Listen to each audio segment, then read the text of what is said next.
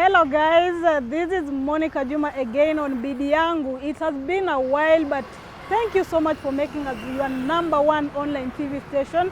Kumbuka hii ni show ya Bidi Yangu, show ambayo ina-empower, inaelimisha na vile vile hata inafurahisha. Leo hii tuko hapa mjini Bungoma katika mtaa wa Kandui. Tuko hapa kuangazia jamaa mmoja. Ukiona nyuma yangu pale kuna Andy's Green Food Market. Huyu ni jamaa ambaye anafanya kazi ya kuuza vyakula freshi kutoka shambani. Karibu tuandamane nami. Jambo. Mzuri sana, habari yako? Karibu, karibu. Kutembelea. Karibu. Hii Culture Hub TV. Yes. Na vile nilikuwa nimekueleza. Yes. Tuko hapa tunaona unafanya kazi nzuri sana. Na tumekuja tu tuelezee unajishughulisha na nini na nini unajishughulisha nayo hasa katika hii biashara? Naitwa Andrew. Nafanya hii biashara ya kuuza mboga, matunda and basically cereals and farm fresh products. Tunafanya kazi na wakulima. Tunanunua kutoka kwa wakulima kisha tunaleta hapa, alafu tunauzia wateja wenye wanaingia.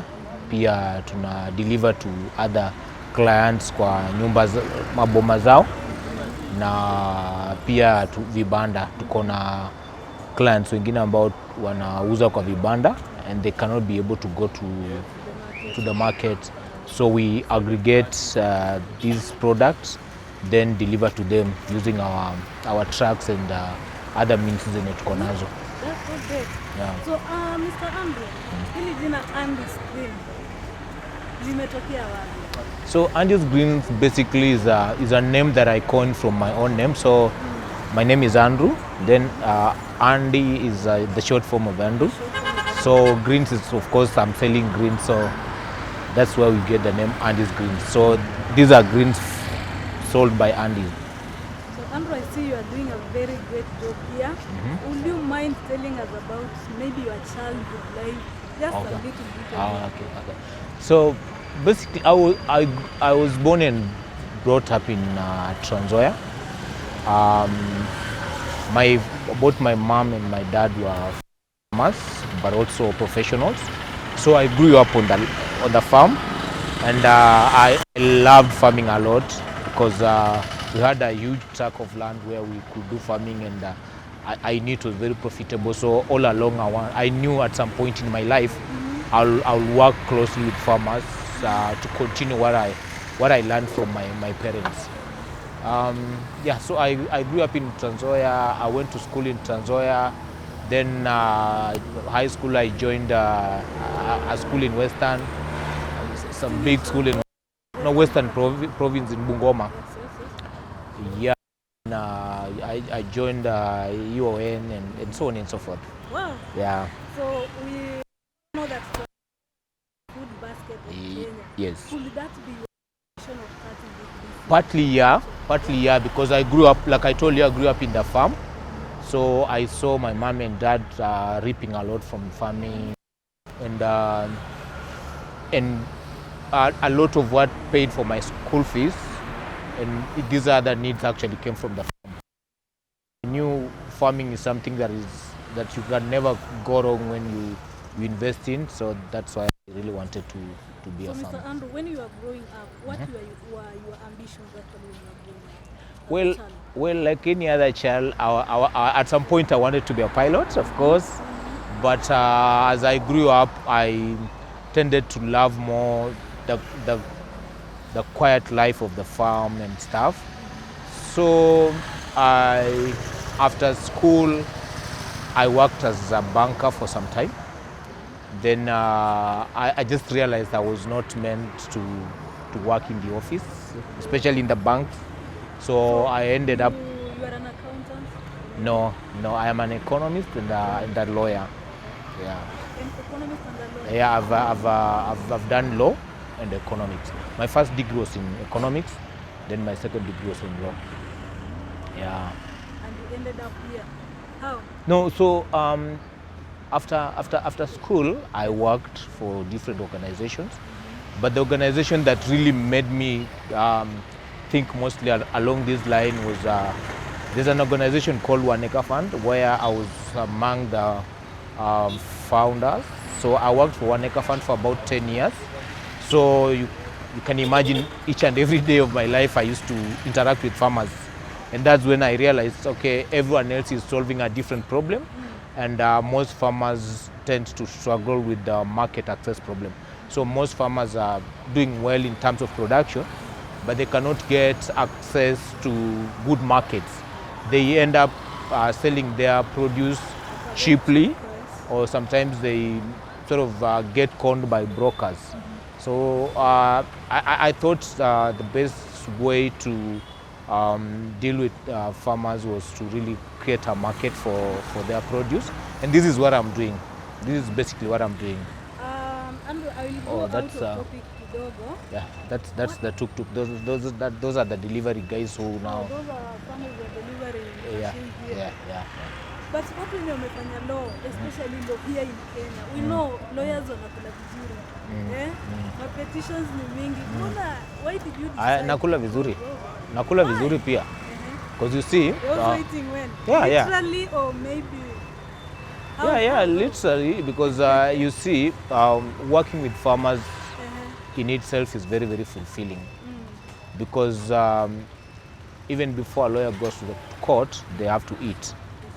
So basically what we are saying is, for them to have breakfast, a farmer is involved. Have to go. For them to go for lunch, a farmer is involved. So farming is, to me, is more fulfilling. Studying law was good, but it will not have been as fulfilling as being a farmer, in my opinion. Yeah, I don't look at farming as a dirty job, because you see, you don't really have to be a farmer with a djembe in the farm. There's so many ways you can be a farmer, and so this is one of it. Yeah, this is one of it. So is this your first business, or you have ever done? No, I have done so many businesses. I think in this town I'm one of the guys who've done so many businesses and failed a lot and learned a lot from what I've. So I have. I think the most recent one was I was running a tech school for kids. I established a school for. Not really. This is a school up to grade 3. So I would say a sort of early childhood, but also tending towards middle school. So the school was mostly about impacting young kids with technology, because I was teaching coding skills and robotics and a bit of artificial intelligence. But the school was closed when Corona hit. And that was the time I started this business, because kids were home for like a year, so the school could not run. And then I figured the best way for me to start this business was that time, and that's how I started running this business. But before running a school, I was doing mostly farming business that failed a lot. I was a big of maize. I was doing 100 acres of maize. Yeah, I failed a lot. I did wheat in Narok. Back home, I did wheat in Narok. I failed a lot. Why? And that is the region we all know that produces wheat. Well, this is a combination of so many things. For example, for wheat, I didn't just get it right. So I didn't use the right chemicals the time that I needed to have done it. So we ended up having a lot of wheat rust that affected my field, and I didn't do so well. So I was not able to harvest so much. For maize, it was mostly about the prices. I could do a lot of maize, but the prices were very low, because there's a lot of government interference with maize farming. So that didn't work for me as well. I have been running a bit of a cloth line business, so boutiques and here and there, but I just didn't see it. So I didn't see it running so well the way I wanted. But I would say, in all the businesses that I've done, this one is the business that I really want to, because I actually quit my job to focus on this business. Yeah, I quit my job to focus on this business. And just at the beginning of our interview, you said that you sell this on a wholesale price. Yes, so So where do you get your fruits from? so basically I work with farmers directly. My way of operation is I recruit farmers in groups. I train them on the quality that I want them to produce. Then some of these farmers I even give them seedlings, for example, for vegetables. Seedlings? Yes, I train them. I give them seedlings. I'm raising seedlings just behind this store. Yeah, I have them here. So now I give them seedlings. Then when they harvest, they sell them back. So they sell them back to me. Yeah, they sell them back to me. So I'm guaranteed of supply. I have about 700 farmers at the moment that I work with. 100 farmers. Yes, I have 700 That farmers. supply you. Yes. Because I have this particular store here. Then I have another one running in Nairobi. But the Nairobi one is not big enough.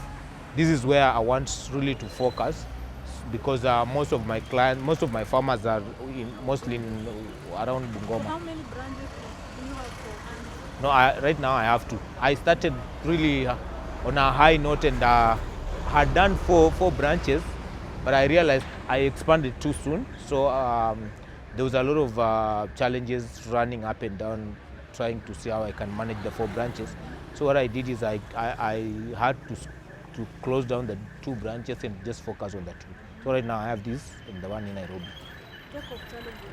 What are the other challenges that you have faced? The biggest challenge with this business is this is a business that sells perishable items. So you have to try as much as you can to push out a lot of what you have. Otherwise, you end up making a lot of losses. And that's why part of how I operate is I make sure that I sell a lot. Even if my margin is small, but I try to push a lot of products out through Mama Mbogas, so that I don't end up with a lot of spoiled items around here. That's the biggest challenge. The other challenge is just being able to manage the supply. So managing your farmers, for example, like having to make sure that you have a standing contract with them, so that they don't sell what you've trained and invested in them to someone else. I think basically once you do that, the challenges go down. And the other thing is mostly because I work with young people. Most of young people are very impatient. They want to see this business growing. They want to see it start today and grow very quickly tomorrow. So there's that impatience which really affects the business. Yeah. Do you have any employees in Andy's schools? Yes. Like how many of them do you have? So in the stores, in the aggregation centers, both aggregation centers I have 15. 15 employees. Yeah, but I also have employees who are working in the field. The ones who train farmers, the ones who recruit farmers, the ones who do collections, because you realize that we have to have collection centers where now our trucks go around to pick items and bring to the aggregation centers. So the ones in the field are 53. So I have a total of 68 employees. 68 employees. Yes. And do you intend to employ more people? Of course, our business model is to grow as many of these aggregation centers as possible. We want in the next 5 years to have had another one in Kakamega, Kisumu, Nakuru, Eldoret. So you see, that means the more we create more aggregation centers, the more we have a lot of employees coming in and so on and so forth. So we are going to employ more. We are going to employ more people. Yeah. So, Mr. Andrew, Yeah. what really drove you Into the dreams? into doing what I'm doing. Like I told you, I grew up in a farm. So basically, I've always been a farmer my entire life. But the most important thing is I realize farmers suffer a lot in the hands of brokers. They go through a lot, like raising crops and incurring so many expenses. But at the end of the day, unapata when they are going to sell their products, they are offered very like yeah. They come with Yes, wanagongwa sana. So I was like, okay, nimegongwa, yes, because pia niligongwa sana, especially nikilima tomatoes. But I was like, okay, saka nikigongwa hivi, like, how do I solve this problem? As an individual, at a personal level, how do I help to solve this problem? The only way to solve this problem is to try to create a market for myself first. I see how it works. Then I will help 1,000, a million other farmers who are going through this problem. Basically, that's how it started. So nilianza na kunde yangu yenyewe, nikajaribu kuuza, wakanigonga, alafu nikagongwa na nikakubali. But I was like, na sasa, see, for how long is this gonna happen? Then I took photos of my kunde, nika-post online on Facebook. Then I got a few orders and guys were very excited about it. So the way I was building a story around the kunde, I think that's why guys really, yeah. In fact, most people wanani associate sana na kunde because that's where I started. So nikaanza tu na hiyo kunde, kila siku na post. Nikipost mtu anasema niletea 200, niletea 300. Hivyo najipata kunde yenye nilikuwa nauza like 500 naenda nauza 2,000. Then I realized so this direct selling can really help. And so I advanced, nikatoka Facebook nikaanza Instagram, nauza TikTok, hivyo tu. Then now slowly tuka move pale mbele. Okay, nikapata a few other guys wakabuy into the idea, tuka move pale mbele kwa kibanda tu, just like a small kibanda. We stocked, watu wakanunua yote. Then tukaanza kwenda sasa kwa market shwele, tukileta zingine wananunua. Kidogo tuka realize we can go direct to the farmers. So when we began having like 10 farmers, other farmers joined it. That's how we reached the 700 farmers. Yeah, so basically ilikuwa tu hivyo. And do you think, or maybe my question is, what do you think is the biggest challenge for small-scale farmers in Kenya and a small business owner? I think for farmers mostly it's just like I told you, the market. Yeah, because if you go out there, utapata most farmers are willing to produce a specific variety of, for example, hizi hoho. Utapata farmer ako na idea sana ya kufanya hoho and all that, but they don't know where to sell. So if you show up and tell them that, hey, I have this market because I can aggregate and buy in bulk and sell to other people, then farmers unaona wanachangamka, wanaanza kupanda, alafu wakikuwa ready wanakupigia. So to me, the biggest challenge for smallholder farmers is actually the market. Now for traders like us, the biggest challenge is now how to get to those farmers. You realize tena kuna farmers wengi wanapanda, lakini we don't know how to reach them. The only people who can reach those farmers are brokers. So it's just seeing how you can create that market, that link between the person who is selling directly to the consumer and that smallholder farmer who is producing. Once that link is closed, then inakuwa very easy for both people to benefit.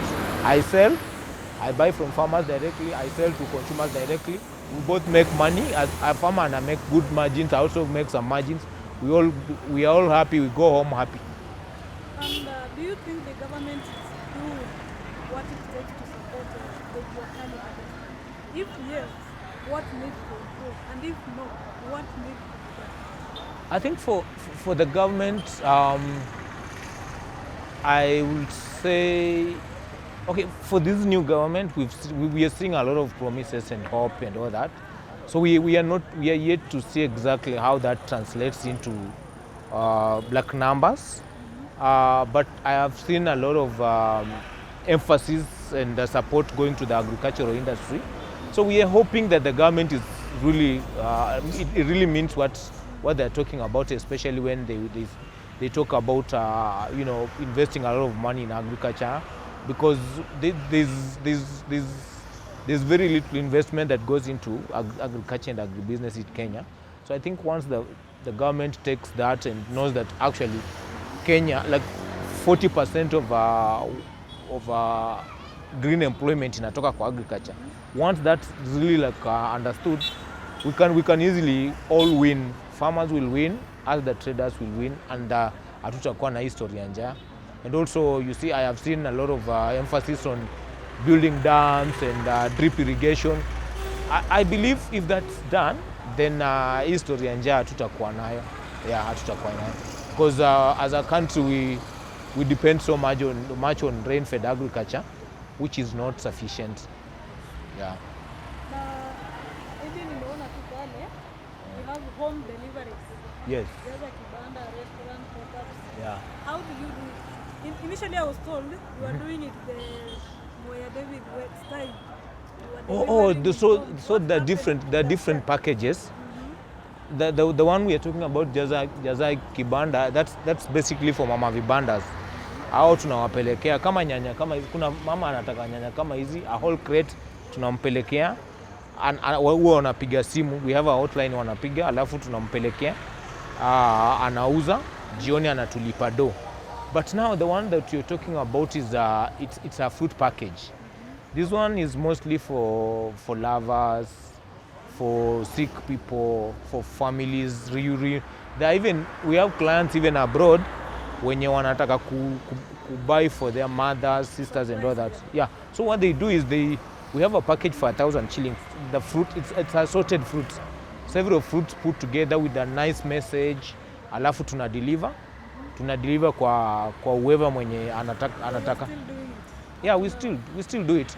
But you see that one, for us to deliver that, you have to give us at least 6 hours prior to organize hizo deliveries. What your basket? You see that basket? Let me just show you. So this is fruits zinakuwa zimejaa kwa hii basket. So, yeah, very well done. A combination of so many fruits: watermelon, oranges, apples, grapes. No, we just wrap them up nicely with a specific message that you want that person to receive. We also have another package inaitwa munyumulai. So munyumulai is hiyo tuna deliver kuku. Tunachinja kuku, alafu we make sure prepare kuku vizuri. Inapikwa. We just slaughter it. Na tunaunda vizuri, we clean it nicely na mpaka kila kitu yake, miguu zote, intestines na kichwa, na tuna pack nicely. Alafu we add a kg of potatoes, a kg of onions, a kg of so many other things, which goes for 1,500 shillings, and deliver that too. Mostly that is done on Saturdays. Every Saturday we do deliveries za munyumulai. Na kuku ni kienyeji, we do purely kienyeji. Yeah, tunafanya kienyeji peke yake. We have a small butchery hapo ndani, so that's what basically we'll be doing most of the time So we want this place a one-stop food market. Ukiingia una buy everything, groceries. Unaingia unachukua nyama ukitaka. Alafu unakula ukitaka, because this place ni ya kukula. Yeah, alafu unaenda home. Yeah. Yeah. Sasa umeongea kukula hata nikaanza kuhisi. Do you mind telling us something about So this is a very new Andy's kitchen. So Andy's kitchen is a very new idea. It's not new idea, but basically it's one of the very last phases of this concept. So the idea is hizi machakula zenye zinaenda ni kama zinataka like mboga unajua ikienda kaa inaenda kulala jioni, hatuwezi uzia client because client anataka mboga zenye zinakaa fresh kabisa. So what we do is tuna pre-cook hizo mboga, alafu we serve. Yeah, so hii idea hii ni ku try and see how we can manage waste from like waste ya huku. For example, hizo nyanya zenye nyanya imesumbuka tu kidogo, client hataki, lakini ukipika inapikika tu vizuri. So we are using that to make sure that we don't suffer losses a lot hii side nyingine. So we are Nothing selling goes food. at loss. Yeah, we are selling cooked food inside. Na nini pia smoothies, juices na salads. Hizo machungwa na hizo fruits zenye zimeanza ku overripe, we squeeze them, tunaunda juices, people wanakunywa hii side ingine ya kitchen. Hii ni kitu, it's just like 4 weeks old, but it's doing so well. Clients wanapenda sana. Kuna wale they will just come in, wakunywe juice na wanachukua a few fruits na wanaenda home. So it's also boosting our sales a lot. When we cannot sell a lot huku, Andy's Kitchen inatusaidia ku boost hizo sales. Nimeona umesimama hapa na customer wameingia hapa wengi sana. Yes. What is so unique about these fruits and vegetables that So keeps on the customers? So here, one of the things we are so good at is the quantity. Tunauza vitu kwa kilo, na sasa kilo yetu like client ako certain akikuja Andy's anapata the right quantity because badala ya kusema tuna moja ni 10 bob, we are selling onions at 60 shillings per kg, and that's a lot. And you see, we also help our clients plan for their meals. Tunawaambia ukichukua, if you have a family of about 7 people, 60 kg onions is the entire week. So they love that a lot because they are certain. Na wanajua tu akisha kuja hapa nichukue 1 to 3 kilos of different varieties of things, I'll be able to push my entire week because quantity yetu iko poa, plus our quality also. The quality is so nice because we are working directly with farmers. Tuna vitu zenye zimeharibika ama tuna vitu mbaya, so clients wanapenda. Plus also you can see the place is very well organized. You can very clean. Si zile groceries zenye unapata watu wamerusha maembe meoza. Yeah, exactly, matope nini. So it's very organized. It's a modern grocery. Watu wana like to the fact that it's a very organized place. So they just want to come and experience shopping ni kama una shop for groceries in a supermarket. Yeah. So, Mr. Andy, And also actually the customer care. We have a very excellent customer care service. Top notch sana. that is what matters. Yeah. So do you have your last word for the fence sitters? Watu wamekaa tu. Oh yeah, the fence sitters. Nilifanya lot. Nataka niwaambie nikiendelea. I think the world is changing very, very quickly. I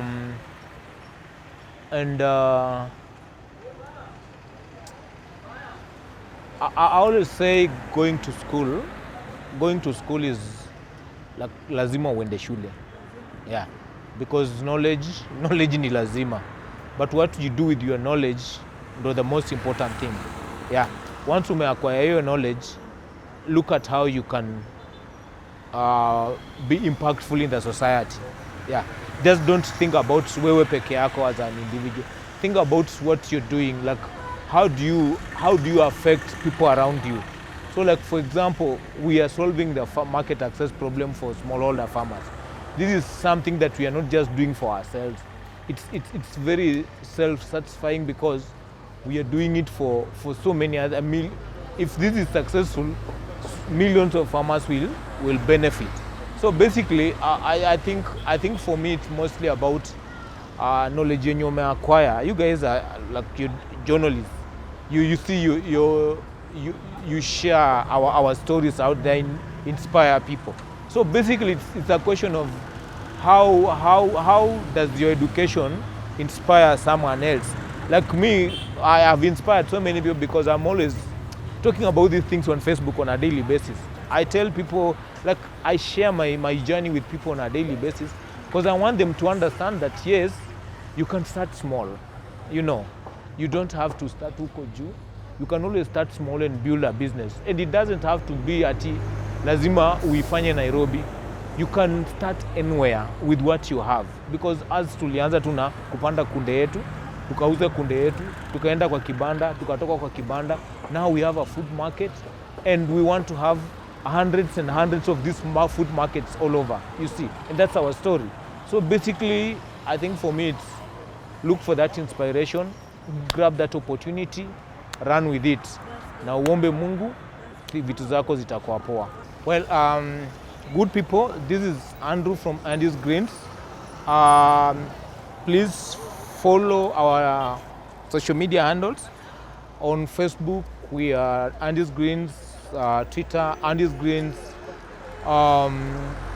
TikTok, Andy's Greens, Instagram, Andy's Greens. Please also look for us on YouTube. We have short videos on YouTube where we teach upcoming farmers on what they're supposed to produce to sell to us. For the number to call, please call 0702 936 920. Hiyo ni namba yangu mimi mwenyewe nitachukua, and I'll be able to answer all the questions that you have. Thank you so much. Cheers. So guys, that has been Andrew Wekunda, and this is Andy Greens, as you can see at the back, and this is Bidi Yangu. Remember, this is Culture Hub TV, your #1 online TV station. Remember to watch, like, share, subscribe, and remember, most importantly, to ring that notification bell so that when we upload our new videos, you'll be the first one to get notified and you'll be the first one to watch. Thank you for your time. Until next time, I am Monica Juma.